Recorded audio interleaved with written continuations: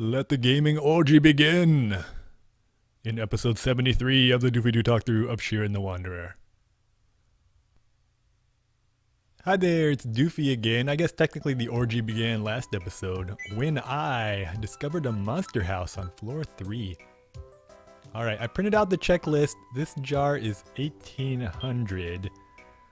You kind of have to do a little bit of math. I see a pressable jar is 1500, and then every extra press is 150. So 2 times 150 is 300 plus 1500, 1800. I guess that's the only one it could be. So this is probably a pressable jar. You need to come up with a name that kind of makes you think of a lot of things at once. When I play seriously, I usually just call these J... Well, usually I know they're pressable, so I don't even name them at all. But I guess I'll just call this Press My Walrus, I guess? Does that make sense? Yeah, Press My Walrus, because that'll instantly make me realize. Honestly, I don't need to name it anything. I don't know why I'm even wasting time with this name.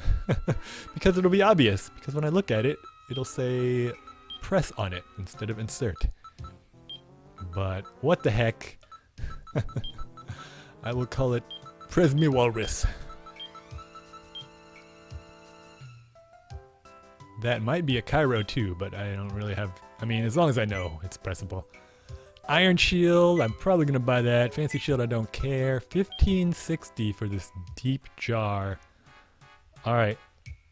The first price on all the checklist items is the base price with no slots. And then you can figure out how many slots it has. So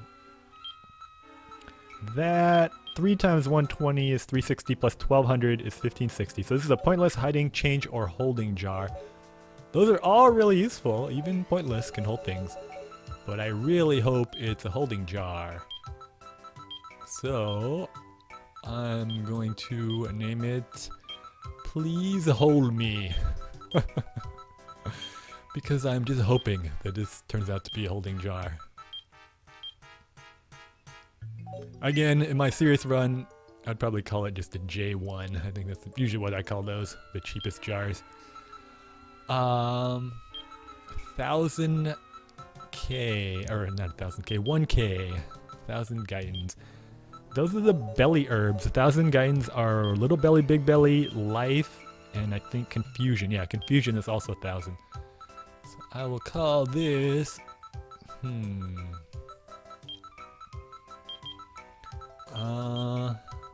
if this was a serious run, I would call it a 1K, just for the price, but I'm going to call this Big Belly Life. I don't know if it's Big Belly or Life. Another one.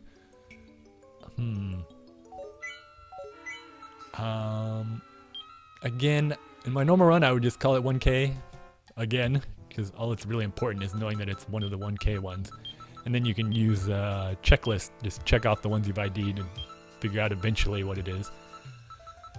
But what the heck, this is just a goofy run. This might be small belly, so I'll do small belly question mark. And it's just a guess. If I'm not sure, you can always put a question mark. Alright, 2000. I know this could be plating. What are the other 2000 Gaitan scrolls? Great Hall or Need. So I think I could come up with a name that includes all 3 of those. Yeah. I'll call this Need Big Plate.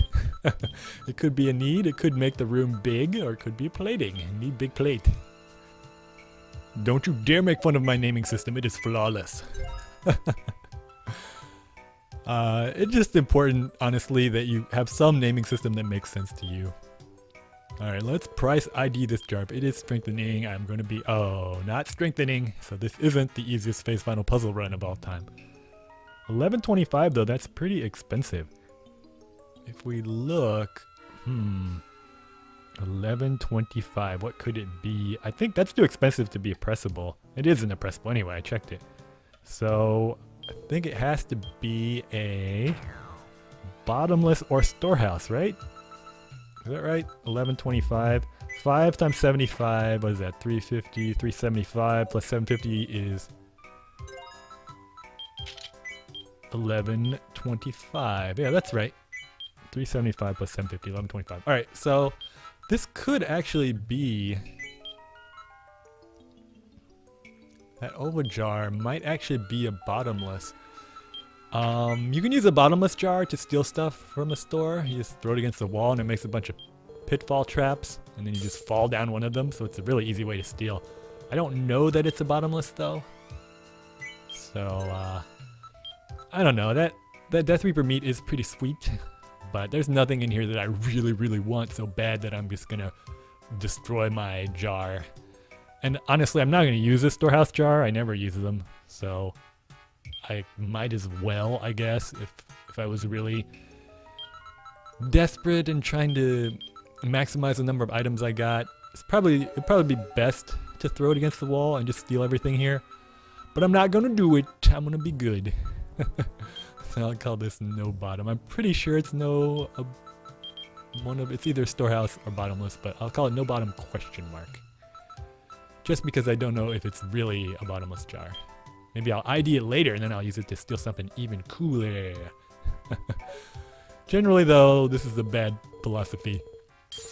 If you have a chance to steal stuff, just go ahead and steal it. But if it's a storehouse, it's just gonna break and be worthless. Alright. So, if I was playing seriously, really carefully, I would ID everything. I would price ID like the herbs and everything I've got. But this is kind of a silly run. I'm getting used to things, so I don't want to spend the entire episode price IDing everything I have. If you really, really, really want to live as long as possible, that's what you do. But I'm just gonna ID these staffs. So first staff, no effect, not a staff. Second staff slows them down. I have some old names I've stored from previous runs, but in honor of my birthday, I'm gonna call this the molasses staff. I love molasses. I know it's an acquired taste. A lot of people prefer honey, but I like it a lot, especially mixed with honey, like a double swirl of molasses and honey on a really good piece of toast. Delicious. Alright, we saw that not a staff was actually a pain sharing staff. I think I'll come up with a new name. I forgot what I called the pain sharing. I'm just gonna call it Hurt So Good. Because it hurts, but it hurts good, because I know someone else is also getting hurt simultaneously. What a horrible thing to say. It's Schadenfreude-delicious. By the time you watch this, I will be in the middle of my gaming orgy, and I will be eating my favorite foods. I like molasses a lot, but I know I'll be eating, oh, a rice ball. I'll be eating kimchi jjigae, my favorite meal of all time. It's basically kimchi stew. If you don't like Korean food or spicy food, or even if you do like Korean food, you might not like kimchi jjigae, but I love it. It's my favorite soup of all time. My mom makes the best kimchi jjigae. And I'll also be eating carrot cake, my favorite kind of cake, and my dad makes amazing carrot cake. So I will just be gorging myself on my favorite foods and gorging myself on Bayonetta Part 1 as you watch this. Oh, it's gonna be so glorious. Alright, oh, here we go. What is going on with this run?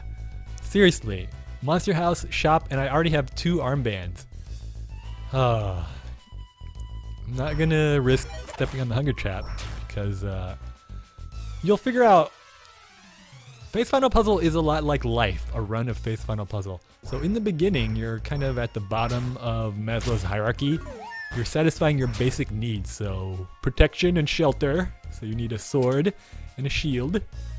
And sustenance, you need food. So you need to make sure you get some rice balls quickly. If one of these is an armband of sight, I'm gonna scream like a little girl because I might actually beat this. Not even trying. Alright, this is a 3K. Let's see what this is. Alright, another 3K. So neither is an armband of sight. Armband of sight costs 5K. And if you sell it, I believe it's 1,500. Is that right? Here, let me look. Yeah, 1,500. So I will just name these 3K. Every kiss begins with 3K. And this is also a 3K. If you go to the logs, you can use your old name, so I'll start doing that. Look at my old names. Smack yo ass? When did I name something Smack yo ass? Is someone playing a practical joke on me? I don't remember naming anything. Alright. Smack yo ass? This is weird.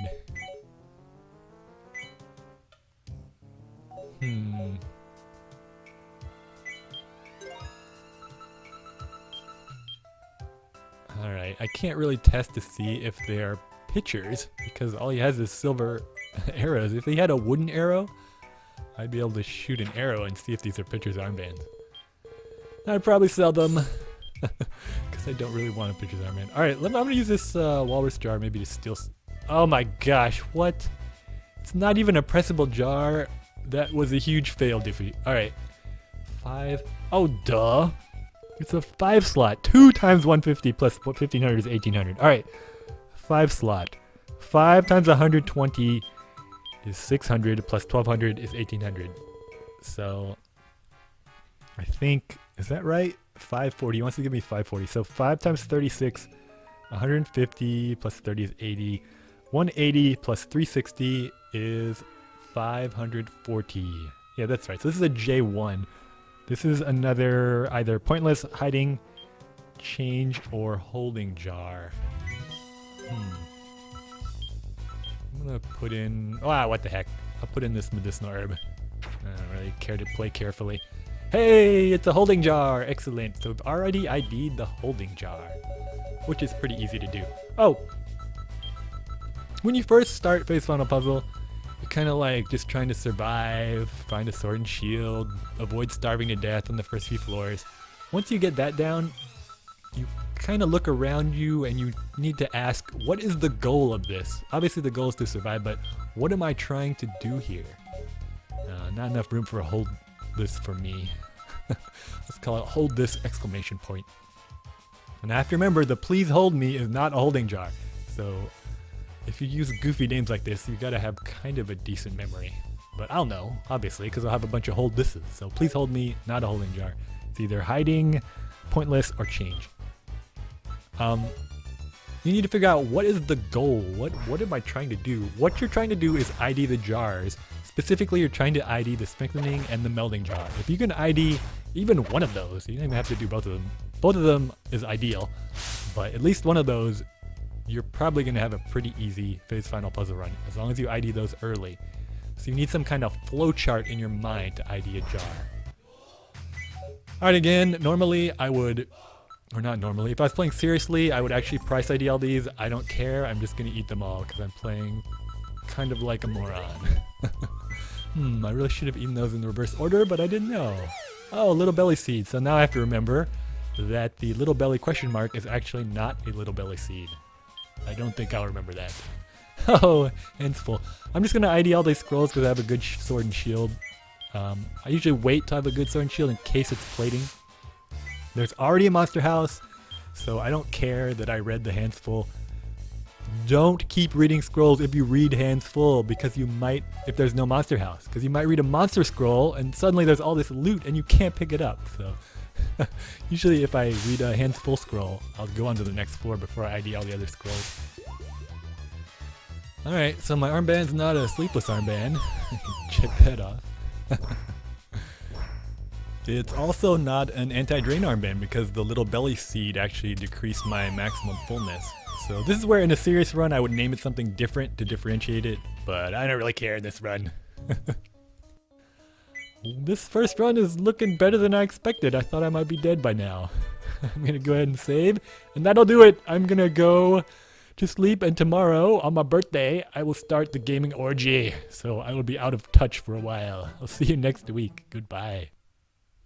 Even though I'm getting older, so much older, I still love all my DS games. Especially a game like this. With a game like this, Lord knows I could play all day long, maybe.